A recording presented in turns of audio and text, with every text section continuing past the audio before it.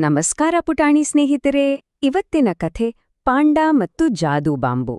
ನೀವೆಂದಾದ್ರೂ ಜಾದೂ ಮಾಡೋ ಬ್ಯಾಂಬೂ ಬಗ್ಗೆ ಕೇಳಿತೀರಾ? ಇಲ್ಲ ಅಲ್ವಾ? ಹಾಗಾದ್ರೆ ಬನ್ನಿ, ಒಂದು ತುಂಬಾ ಮಜವಾದ ಕಥೆ ಹೇಳ್ತೀನಿ, ಕೇಳೋಣ. ಒಂದಾನೊಂದು ಕಾಲದಲ್ಲಿ ಒಂದು ದಟ್ಟವಾದ ಹಚ್ಚ ಹಸಿರಾದ ಕಾಡಿತ್ತು. ಆ ಕಾಡ್ನಲ್ಲಿ ಒಂದು ಬಹಳ ಮುದ್ದಾದ ಪಾಂಡ ವಾಸವಾಗಿತ್ತು. ಗೊತ್ತಾ ಅದ್ರ ಹೆಸ್ರೇನು ಅಂತ? ಅದ್ರ ಹೆಸರು ಪಿಂಕು. ನಮ್ಮ ಪಿಂಕುಗೆ ಏನಂದ್ರೆ ಪ್ರಪಂಚದಲ್ಲೇ ಅತಿ ಹೆಚ್ಚು ಇಷ್ಟ ಗೊತ್ತಾ? ಅದು ಬಿದಿರು ಅಂದ್ರೆ ಬ್ಯಾಂಬೂ. ಅದು ಪ್ರತಿದಿನ ಕಾಡಿನಲ್ಲೆಲ್ಲ ಅಡ್ಡಾಡಿ ರುಚಿರುಚಿಕರವಾದ ಎಳೆ ಬ್ಯಾಂಬೂ ಚಿಗುರುಗಳನ್ನ ಹುಡುಕಿ ಹೊಟ್ಟೆ ತುಂಬ ಸವಿದು ತಿನ್ನುತ್ತಿತ್ತು. ಹೀಗೆ ಪ್ರತಿದಿನ ಬ್ಯಾಂಬೂ ತಿನ್ನುತ್ತಿದ್ದ ಪಿಂಕು ಜೀವನದಲ್ಲಿ ಒಂದು ದಿನ ಒಂದು ದೊಡ್ಡ ಅದ್ಭುತವೇ ನಡೆದೋಯ್ತು. ಅದು ಯಾರೂ ಊಹಿಸದ ಒಂದು ಆವಿಷ್ಕಾರ. ಅದೇ ಜಾದೂ ಮಾಡುವ ಬ್ಯಾಂಬೂ. ಅಂದು ಕಾಡಿನಲ್ಲಿ ಆಹಾರ ಹುಡುಕ್ತಾ ಹೋಗ್ತಿದ್ದಾಗ ಪಿಂಕುಗೆ ಒಂದು ತುಂಬಾನೇ ವಿಚಿತ್ರವಾದ ಬಾಂಬೂ ಗಿಡ ಕಣ್ಣಿಗ್ ಬಿತ್ತು. ಅರೆ, ಏನಿದು? ಆ ಗಿಡದಿಂದ ಮೃದುವಾದ ಮಾಂತ್ರಿಕವಾದ ಬೆಳಕು ಬರ್ತಿತ್ತು. ಅದು ಮಿನುಮಿನು ಅಂತ ಮಿನುಗುತ್ತಿತ್ತು. ಇದನ್ನ ನೋಡಿ ಪಿಂಕುಗೆ ಎಲ್ಲಿಲ್ಲದ ಆಶ್ಚರ್ಯ. ಅದು ತನ್ನಲ್ಲೇ ತಾನೇ, ಅಯ್ಯೋ, ಈ ಬಾಂಬು ಯಾಕೆ ಹೀಗೆ ಜಾದೂ ಮಾಡಿದ ಹಾಗೆ ಹೊಳಿತಿದೆ ಅಂತ ಯೋಚನೆ ಮಾಡಿತು. ಆ ಕುತೂಹಲ ತಡೆಯೋಕೆ ಆಗದೆ ಪಿಂಕು ಆ ಹೊಳೆಯುವ ಬಾಂಬೂನಿಂದ ಒಂದು ಚಿಕ್ಕ ತುಂಡನ್ನ ಕಚ್ಚಿ ತಿಂದೇ ಬಿಡ್ತು. ಅಬ್ಬಾ! ತಿಂದ ತಕ್ಷಣ ಏನಾಯ್ತು ಗೊತ್ತಾ ಮಕ್ಳೇ? ಅದಕ್ಕೆ ಇದ್ದಕ್ಕಿದ್ದ ಹಾಗೆ ಇಡೀ ದೇಹದಲ್ಲಿ ಒಂದು ದೊಡ್ಡ ಅಸಾಧಾರಣವಾದ ಶಕ್ತಿ ಬಂದ ಹಾಗೆ ಅನ್ನಿಸಿತು. ಓ, ಎಂಥ ಬಲ! ಪಿಂಕುಗೆ ತಾನೇನೋ ಒಬ್ಬ ಸೂಪರ್ ಹೀರೋ ಆಗಿಬಿಟ್ಟೆ ಅಂತ ಅನ್ನಿಸಿತು. ಸರಿ, ಹೀಗೆ ಶಕ್ತಿ ಬಂದ ಸಮಯದಲ್ಲಿ ಪಿಂಕುಗೆ ತನ್ನ ಆ ಹೊಸ ಶಕ್ತಿಯನ್ನು ತೋರಿಸಲು ಒಂದು ಅವಕಾಶ ಕೂಡ ಸಿಕ್ಕಿತು. ಅದು ಒಬ್ಬ ಸ್ನೇಹಿತನಿಗೆ ಸಹಾಯ ಮಾಡುವ ಅವಕಾಶ, ನಿಜವಾದ ಹೀರೋ ಆಗುವ ಅವಕಾಶ.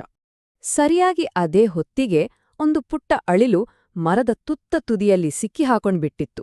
ಅಯ್ಯೋ ಪಾಪ, ಅದಕ್ಕೆ ಕೆಳಗೆ ಇಳಿಯೋಕ್ ಆಗ್ತಿರ್ಲಿಲ್ಲ. ಭಯದಿಂದ ಅಳ್ತಾ ಕೂತಿತ್ತು. ಅಳಿಲು ಕಷ್ಟದಲ್ಲಿರುವುದನ್ನು ನಮ್ಮ ಪಿಂಕು ನೋಡಿತು. ತಕ್ಷಣ ತನ್ನ ಹೊಸ ಶಕ್ತಿಯನ್ನು ಬಳಸಿ ಆ ಮರವನ್ನು ಜೋರಾಗಿ ಅಲ್ಲ, ಬದಲಿಗೆ ತುಂಬಾನೇ ನಿಧಾನವಾಗಿ ಮೆಲ್ಲಗೆ ಬಗ್ಗಿಸಿತು. ಪಿಂಕು ಮರವನ್ನು ಹಾಗೆ ಬಗ್ಗಿಸಿದಾಗ ಅಳಿಲು ಜಾರಿ ಒಂದು ಹೂವಿನ ಹಾಗೆ ಮೃದುವಾಗಿ ಸುರಕ್ಷಿತವಾಗಿ ನೆಲದ ಮೇಲೆ ಬಂತು. ಅದಕ್ಕೆ ಆಗ ಸಮಾಧಾನವಾಯ್ತು. ಅಳಿಲಿಗೆ ಎಲ್ಲಿಲ್ಲದ ಖುಷಿ. ಅದು ಚಿಲಿಪಿಲಿ ಅಂತ ಹಾಡುತ್ತಾ, ತುಂಬಾ ಧನ್ಯವಾದ ಸ್ನೇಹಿತನೇ ಅಂತ ಹೇಳಿತು.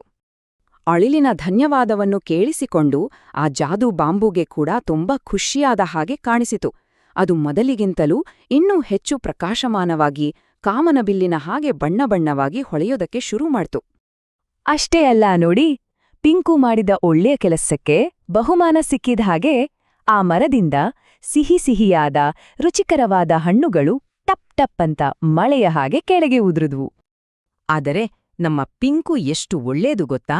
ಆ ಹಣ್ಣುಗಳನ್ನೆಲ್ಲ ತಾನೊಬ್ನೇ ತಿನ್ಲಿಲ್ಲ, ತನ್ನ ಎಲ್ಲಾ ಸ್ನೇಹಿತರನ್ನು ಕರೆದು ಎಲ್ಲರಿಗೂ ಪ್ರೀತಿಯಿಂದ ಹಂಚಿಕೊಟ್ಟಿತು. ಹೀಗೆ ಹೊಟ್ಟೆ ತುಂಬಾ ಹಣ್ಣುಗಳನ್ನು ತಿಂದು ಎಲ್ಲಾ ಪ್ರಾಣಿಗಳು ತುಂಬಾ ಸಂತೋಷದಿಂದ ಒಟ್ಟಿಗೆ ಆಟವಾಡಿದವು. ಆ ದಿನ ಕಾಡಿನಲ್ಲೆಲ್ಲ ಸಂಭ್ರಮವೋ ಸಂಭ್ರಮ. ಹಾಗಾದ್ರೆ ಮಕ್ಕಳೇ, ಈ ಕಥೆಯಿಂದ ನಾವೇನ್ ಕಲಿತ್ವಿ? ಪಿಂಕುಗೆ ಆ ದಿನ ಯಾವ ಒಂದು ಮುಖ್ಯವಾದ ಪಾಠ ಸಿಕ್ಕಿರಬಹುದು? ಬನ್ನಿ ನೋಡೋಣ.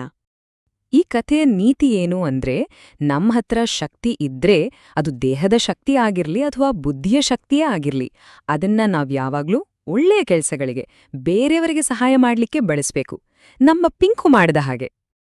ಹಾಗಾದ್ರೆ ಪುಟಾಣಿಗಳೇ, ಇವತ್ತು ನಾವು ನಮ್ಮಲ್ಲಿರುವ ವಿಶೇಷ ಶಕ್ತಿಯನ್ನು ಬಳಸಿ ಯಾವ ಒಳ್ಳೆಯ ಕೆಲಸ ಮಾಡಬಹುದು ಅಂತ ಯೋಚಿಸೋಣ, ಸರಿತಾನೆ?